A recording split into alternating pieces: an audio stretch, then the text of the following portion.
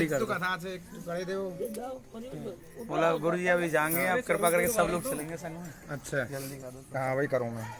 ये तो सब आपके हाथ में है, रबर की तरह खींचोगे। वही रिम देख पंडित लोग हैं। अरे गुरु जी ने मुझसे खुद में खोलने वाला है। अरे स्वरूप है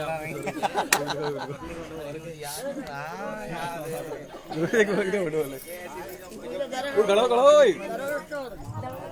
कितने लोगों के बीच में इतना बिजी थे कि मतलब माधुरी लगा माधुरी।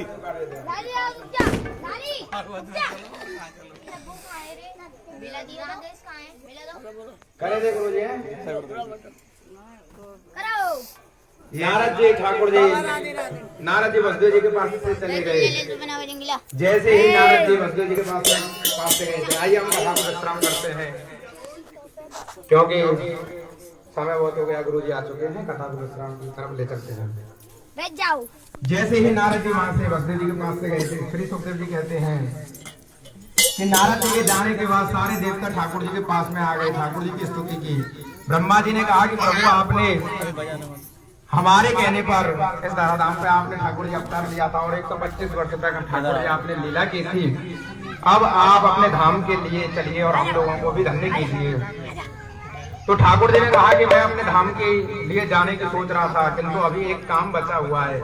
जिन यदुवंशियों पर कोई भी विजय प्राप्त नहीं कर सकता, वह यदुवंशी अभी बचे हुए हैं। उन यदुवंशियों को नाश करा करके फिर मैं अपने धाम के लिए जाऊंगा। तो सारे के सारे देवता सब वहां से चले गए। जैसे ही सारे के सारे देवता वहां से गए थे तो द्वारका में सब उत्पात होने लगे, भयंकर अपशकुन होने लगे। तो ठाकुर जी अपने गुरुजनों के पास आए और कहा कि देखो हमारे ऊपर ब्राह्मणों का श्राप लगा हुआ है, इसलिए द्वारका में भयंकर अपशकुन हो रहे हैं। चलो हम तीर्थ यात्रा करते हैं, हम प्रवास क्षेत्र के लिए चलते हैं। तो ठाकुर जी प्रवास क्षेत्र में जाएंगे। यह बात सुनते ही उद्धव जी ठाकुर जी के पास में आए और उद्धव जी ने कहा कि प्रभु मैं जान चुका हूं, अब आप इस धाम को छोड़ करके अपने लोक के लिए चले जाओगे। तो क्या ठाकुर जी आप मुझे अपने संग लेकर के नहीं जाएंगे?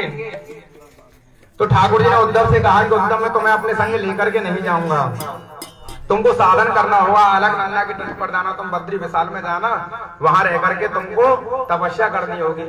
उद्धव जी साहब बड़े दुखी हुए, मैं प्रभु आपके बगैर कैसे रहूंगा, और मैं तो साधन के विषय में कुछ भी नहीं जानता हूँ, मुझे क्या साधन करना पड़ेगा।